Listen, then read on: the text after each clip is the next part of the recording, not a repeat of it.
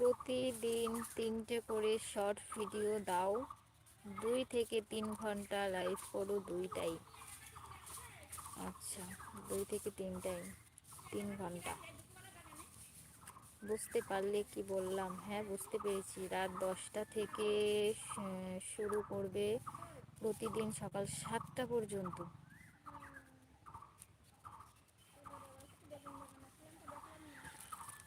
ক- কিন্তু ওই অতক্ষণ টাইমে কি কেউ থাকবে? মানে সেই রাত 10টা থেকে যদি আমি শুরু করি সকাল 7টা পর্যন্ত, কেউ লাইভে থাকবে? একা একা বসে থাকতে হবে তো। এমনি আমার লাইভে কেউ আসতে চায় না, কেউ আসে না। আর অত রাত পর্যন্ত, সকাল 7টা পর্যন্ত মানে কেউ লাইভে আসবে কি?